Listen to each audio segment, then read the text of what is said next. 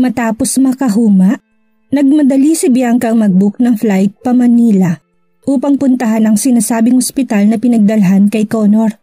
Iniwanan niya ang lahat sa Aklan para puntahan ang lalaking pakakasalan niya. Tila babalot ng takot ang kanyang puso. Trauma na siya sa paulit-ulit na lang bang nangyayari. Yun nga yung palagi siyang nawawalan ng minamahal.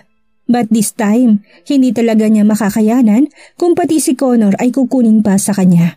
Hilang pa rin ng luha ang kanyang mga mata nang lumapag ang eroplano sa Maynila. Wala siyang ibang nasa isip kung hindi ang makarating sa ospital kaya hindi na niya napansin ang mga taong nakakilala o bumabati sa kanya. Pumara siya ng taxi at pagkatapos ay nagpahatid sa ospital na puno ng pag-aalala. Sa ospital, doon na naging mabagal ang kanyang bawat paghakbang. Ayon kasi sa kausap niyang nurse kani-kanina lang ay nasa OR pa si Connor at inooperahan.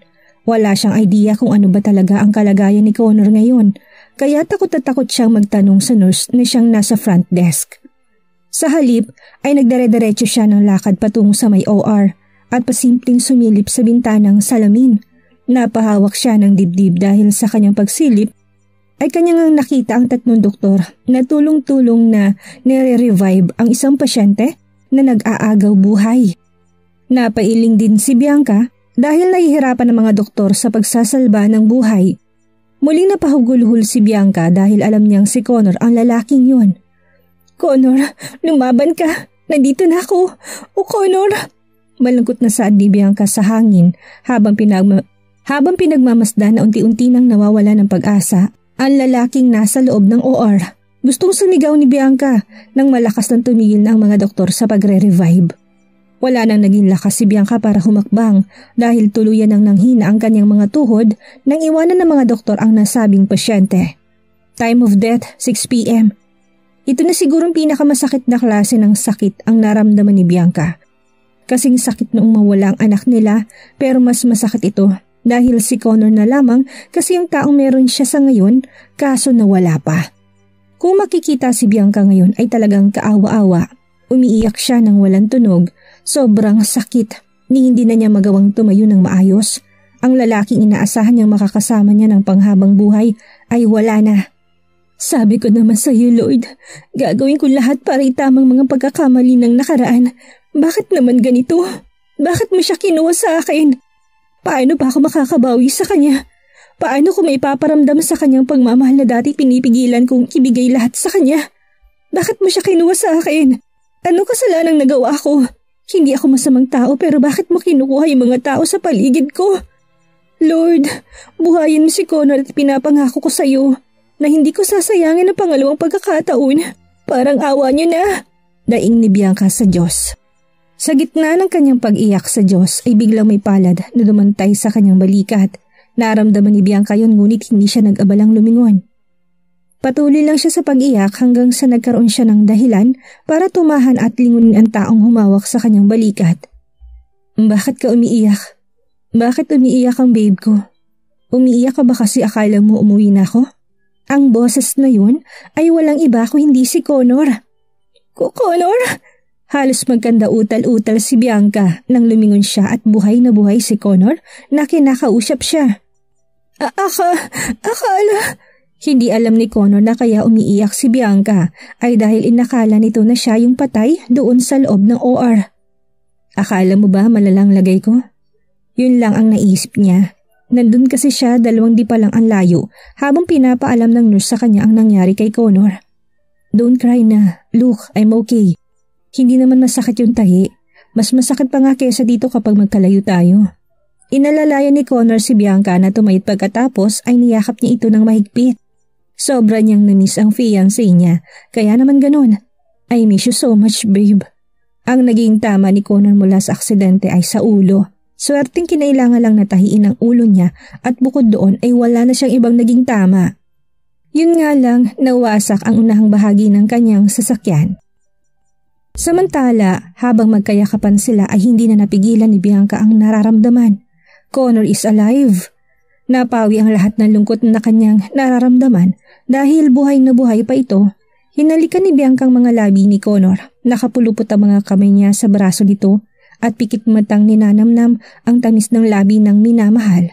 Naiiyak pa rin si Bianca, ngunit hindi ba dahil sa sakit na nararamdaman kung hindi sa sobrang kaligayahan. Nag-alala ko ng gusto. Mr. Connor, pwede bang doble ingat sa susunod? Kamuntik na ako mamatay sa sobrang pag-aalala. Malambing na sermon ni Bianca kay Connor matapos ang kanilang halikan. Kahit hindi mo sabihin, palagi ako mag-iingat. Marami pa akong pangarap na gagawin para sa ating dalawa. Mahal na mahal kita, Bianca. Hindi nila alintana ang lugar kung nasaan sila. Ang tanging nasa isip lang nila ngayon ay ipadama sa isa't isa ang kanilang nararamdaman. Ayaw man nilang putulin ng paghahalikan ay kinailangan dahil bukod sa limitado lang ang pwede nilang gawin dito sa ospital ay naisip nila na mas magandang ituloy na lamang sa mansyon ng kanilang paglalambingan. Welcome home, babe. Maliwanag na ulit ang mansyon na to dahil sa pagdating mo. Nagpahanda si Connor ng isang bonggang hapunan para sa pagbabalik ng reyna ng buhay niya. Buhat kasi ngayon na hindi nahahayaan ni Connor na bumalik pa si Bianca sa Aklan. Dito ka lang hanggang sa maikasal tayo, ha? Oh Connor, it's good to be back here. Ang dami nag-flashback na memories sa akin ngayon dito. Mga masasaya at malungkot na pangyayari noon. Akalain mo sa dami na nangyari, eto pa rin palang bahay na uuwian ko. You know why? Because we are destined to each other. Ano pa bang may hiling nila sa ngayon? Nasa punto na sila ng kanilang buhay kung saan talagang sigurado na sila at natuto na. Nabuo man ang pagmamahala nila sa maling simula ay nanaig pa rin ang tadhana. Eka nga nila, kahit tarangan pa ng sibat ay hindi pa dadaig ang pusong tunay na umiibig. Sabay nilang pinagsaluhan ang masaganang hapunan, kay tagal hinintay ni Connor na maulit ito kaya naman asikaso niya si Bianca at tinuring itong prinsesa. Pagkatapos naman nilang kumain ay nagpahinga muna sila saglit at sunod ay nagtungo sa kwarto at doon na nangyari ang isang bagay na ginagawa ng mga taong nagmamahalan. Sabay silang naligot doon sa banyo na ganap ang unang round. Walang sinayang na minuto si Connor at talagang sinulit niya ang oras na yon para maipadama kay Bianca ang pagmamahal niya. Parang hindi galing sa aksidente si Connor dahil full performance ang binigay niya kaya naman itong si Bianca unang round pa lang ay pawis na pawis na. Oh my, maingat nitong inihiga sa malambot niyang kama. The scene's familiar to Bianca. Namiss niyang kwartong ito, especially ang kisaming ito. Itong kisame na naging saksi sa gabi-gabing pagtirik ng mata ni Bianca, gawa ng ginagawa ni Connor. Again, they did what they want and they reached where they want to reach. Puro shot ang sarap mo. Ang paulit-ulit na maririnig kay Connor, wala siyang sinayang nakatas at lahat ng yon ay pinutok niya sa loob ni Bianca. After 1 week, last day of preparation sa kasal. Dumating na kahapon ang gown ni Bianca at halos kumpleto na ang lahat para sa kasal nila para bukas. Oo, bukas na ang kasal at tuloy na talaga. Everyone is excited. Hindi basta-basta ang kasal na magaganap bukas dahil wedding of the century kung ito ay tawagin ng iba. 2 CEO ang ikakasal at parehong bilyonaryo. Bianca pa rin ang pangalan na ginamit ni Bianca dahil para sa kanya. Ay minahal siya ni Connor bilang Bianca. On this day, nasigurado ng dalawa't nagkasundo na hindi na muna lalabas ng mansyon hanggang hindi sila na ikakasal. Hindi naman naniniwala si Bianca sa pamahiin pero naisip niya na tama rin naman ang sinasabi ng iba na walang mawawala kung susunod sila. Nasa mansyon lang sila maghapon at ginawang abala ang sarili sa panonood ng movie maghapon. Ang nakakatawa sa 2 action movie ang pinapanood pero itong kamay ni Connor ay nakapasok sa loob ng blouse ni Bianca at naglalaro dun. Panay tuloy ang kislot ni Bianca, hindi niya tuloy maintindihan ng palabas lalo pa noong hindi naman makapagtimpi si Connor dahil nililis na nitong blouse ni Bianca. Totally nawala na naman sa sarili si Bianca at nagparaya sa gustong mangyari ni Connor. Hinayaan niya itong pagpiestahan ng kanyang matatahid na kabundukan. Habang siya naman ay nakatingin lang sa 65 inches na flat screen TV. Action movie ang palabas kaya puro putok ng baril ang naririnig. Ang kaso yung mga nanonood ay gumagawa na rin pala ng sariling eksena.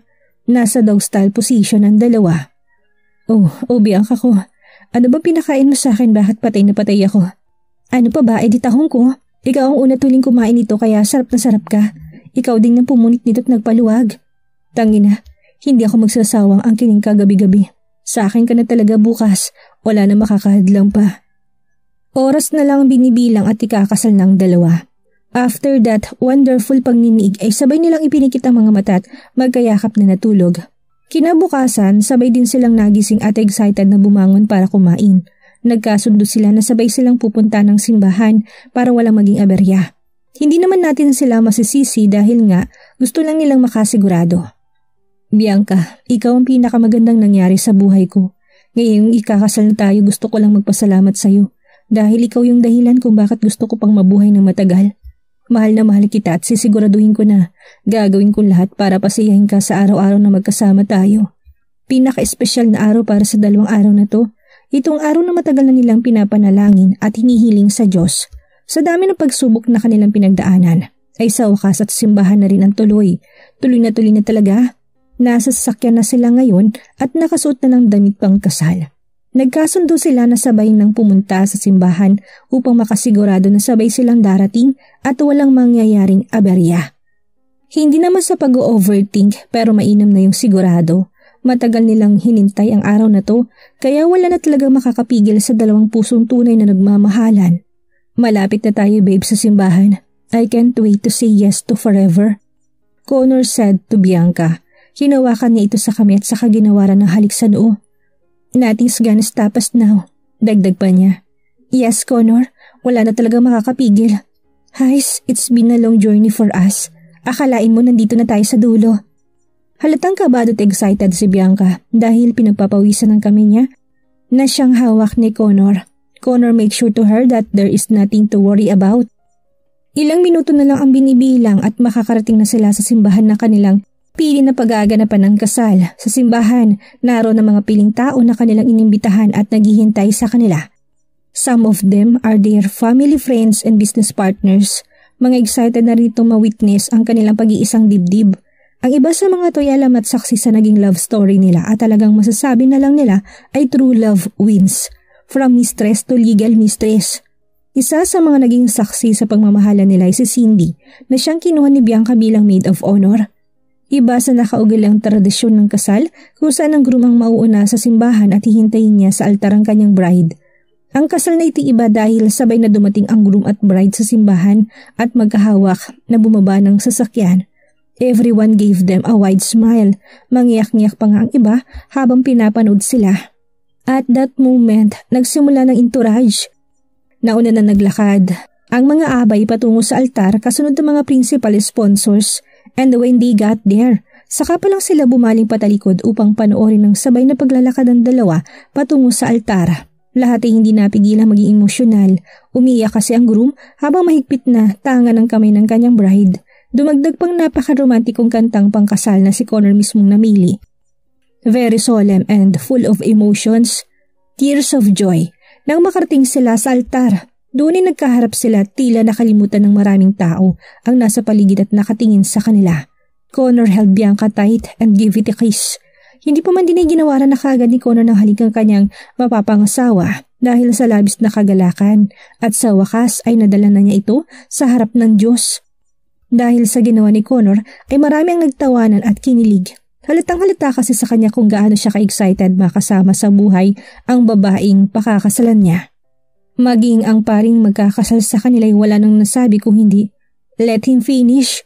Hinintay muna nilang matapos ang paghahalikan ng dalawa bago simulan ng seremonya. Ang halikan na yun ay tumagal ng nasa 4 na minuto. Sorry father, hindi ko mapigilan ang labis kong kasiyahan. Sige po, simulan na natin. Nahihiyang sabi ni Connor sa pari. Si Bianca naman ay nagbablush sa tabi nito. Okay, mabuti naman kung ganun. So simulan na natin na pag-iisang dibdib nyo upang sa wakas matawag mo ng asawa at kabiyak ang babaeng pinakamamahal mo. Binigyan muna ng pari ang dalawa ng pagkakataon na maupo upang magkaroon ng oras para sa isang katanungan para sa lahat. Bago ko simulan ng pagkakasal sa dalawang nilalang ng Diyos na nagmamahalan, ay nais ko munang magtanong. Nagtahimikan ng lahat. Meron bang isang ditong tumututol sa pag-iisang dibdib ni Bianca at Connor? Kung meron ay mangyari lamang na magsalita na habang hindi pa nasisimulan ng banal na seremonya. Tanong ng pari. Napahawak sa dibdib niya si Bianca at napalingon. Tahimik na nananalangin na sana'y wala nang humadlang pa. Si Connor naman ay kampante nang wala nang tututol pa kaya hinawakan niyang kamay ni Bianca. Relax babe, wala nang makakatutol sa atin. Paninigurado niya. May 2 minuto ring naging tahimik ang lahat. Lahat ay kinakabahan at nananalangin na sana'y walang biglang pumasok sa pintuan para tumutol. Mabutit dininig ng Diyos ang panalangin ng bawat isa at walang ang dumating para tumutol. Dahil doon, tinuloy-tuloy na ang kasalan. Nagsimula ng pari sa kanyang misa at si Bianca naman ay kumalma na. Ang kasal ay isang masayang okasyon. It is connected in our thoughts with the charm of love, the warmth of home, and with all that is pleasant. Bilang isa sa pinakamahalagang kaganapan sa ating buhay, ang kasagraduhan at pagkakaisa nito ang pinakamahalaga at nibisang tipan na kilala sa mga relasyon ng tao.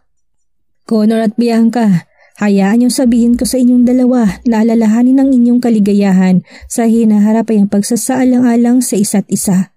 Pasensya, kabaitan, kumpiyansa at pagmamahal. It is the duty of each of you to find your greatest joy in the company of the other. Tandaan ng iyong pag-ibig na ipinangako sa araw na to ay dapat manatili pang habang buhay. It is your duty, Connor, to be to Bianca, a considerate, tender, faithful, and loving husband, to support, guide, and cherish her in prosperity and trouble, to thoughtfully and carefully enlarge the place she holds in your life, to constantly show to her the tokens of your affection, to shelter her from danger, and to love her with an unchangeable love. It is your duty, Bianca, to be to Connor, a considerate, tender, faithful, and loving wife, to comfort, guide, and cherish him in prosperity and trouble, to give him to him unfailing pieces of evidence of your affection, and to continue making the place he holds in your heart broader and deeper, to support him, value him, and work with him to make your marriage the very best that it can be. Tinatawag kong iyong pansin sa kabigatan ng desisyon na iyong ginawa at sitipan ng iyong ihahayag sa harap ng Diyos.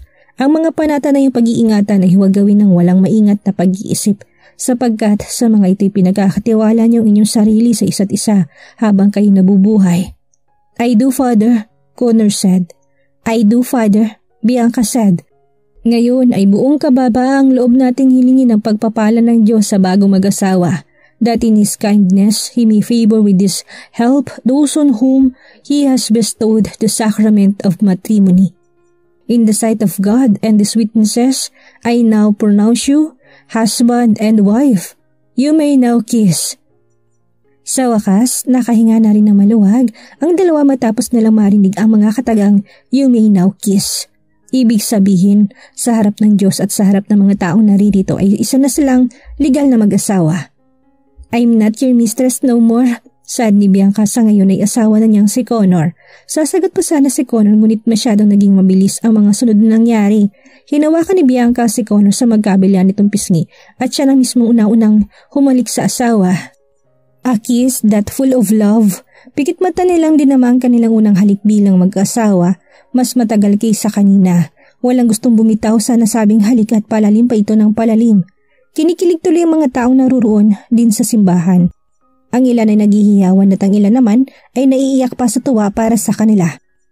Matapos magbitiw ng dalawa ng halikan ay sinabuyan naman sila ng mga petals ng rosas at binati ng congratulations. After picture taking, diretso na sila sa sakyan na may plakang ang nakalagay I just married. Papunta na sila ngayon sa reception at doon ay may naghihintay na sorpresa para kay Connor. Bianca's POV. At this time of my life, I can now say that I finally found my forever peace in my heart. It's not about the 100 million wedding na binigay sa akin ni Connor, but it's all about, after all, sa wakas, wala nang wakas. Walang pagsidla ng saya sa puso dahil sa wakas ay naikasal na kami't naramdaman ko na rin ang kapanatagan. Cheers to forever and ever, babe. Until we got there in the reception area, hindi pa rin binibitawan ni Connor ang kamay ko. Sobrang clingy niya at the same time ay overprotective. Panay ang tanong niya sa akin kung okay lang daw ba ako at ano daw bang gusto ko. Yeah, sana all. Hindi ko in-expect na sobrang daming tao palang inibitahan ni Connor. Akala ko kung sino yung dumalo sa simbahan ay yun lang din yung makikita ko dito. Hindi pala. Napakaraming taong naghihintay sa aming bagong kasal. Lahat na nadaanan namin na kinokongratulate kami na may kasamang malawak na ngiti sa kanilang mga labi. Aaminin ko, napagod din ako sa pagbabalik ng ngiti sa kanila. Hindi ko na lang ininda ang ngawit dahil, gaya namin ni Connor, ay tunay ring masaya sila para sa amin. Sobrang dami rin palang pagkain. Nasa 40 klaseng putahe ang nakahain sa mga guest at hindi ito yung mga pagkain na typical mo makikita sa mga catering. Nagulat lang ako dahil ito pala yung sinasabi sa akin ni Connor nung nakaraan na food tasting. Siya raw mismong namili ng mga ihahanda kaya naman lalo niya ako napahanga. Yung iba hindi na magtataka dahil bilyonaryo nga naman ang ikakasal pero ako, yung effort ang nakita ko dito.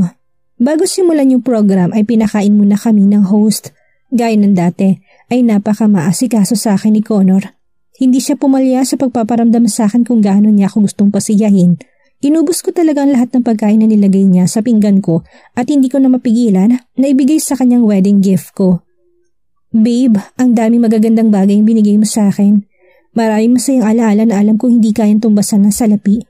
Ngayong kasal na tayo, gusto ko lang ibigay sa yung regalo ko.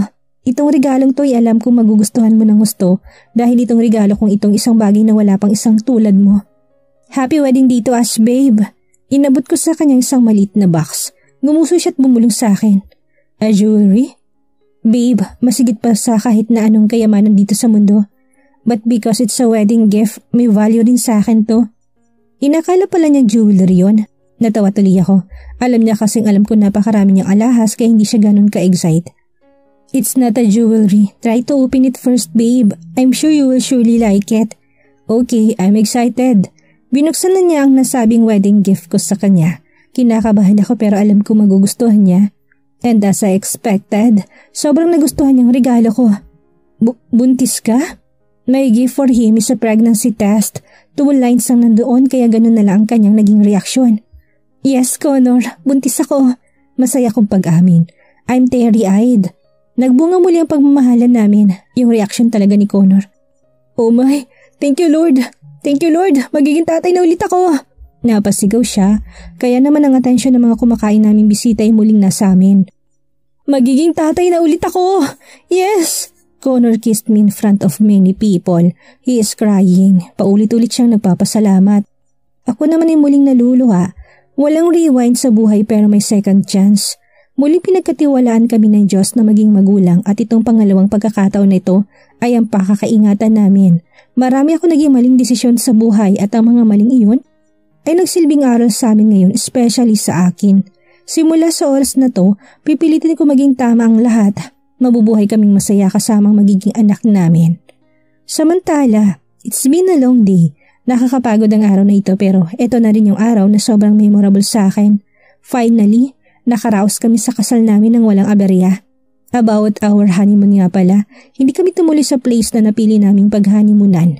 Eto kasing si Connor, buhat nang malaman niyang nagdadalang tao ako'y mas triple ang naging pag-iingat niya sa akin.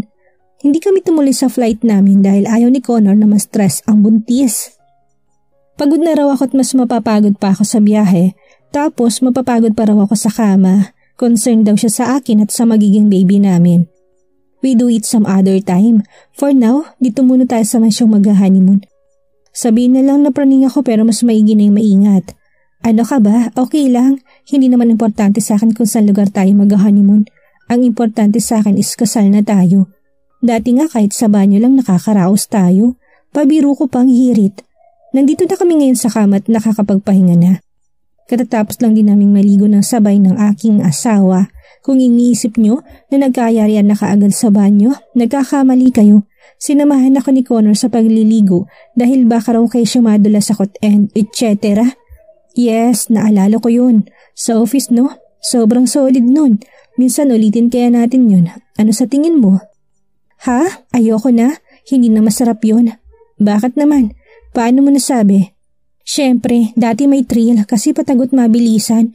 Legal wife na ako ngayon kaya hindi na ako pang ganun. Sa bagay, hindi na rin pala pwede sa ngayon yung ginagawa natin na hardcore. Kailangan gentle lang. Dahan-dahan kinalas ni Connor ang tali ng robe ko. Nakaupo ako sa binti niya at kusang bumaba ang silk robe ko dahilan para ma-expose ang balikat ko sa kanya.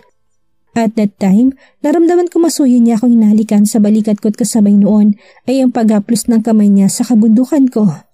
Ganun pala ang ginagawa niya, napapatingala na kagad ako at napapapikit.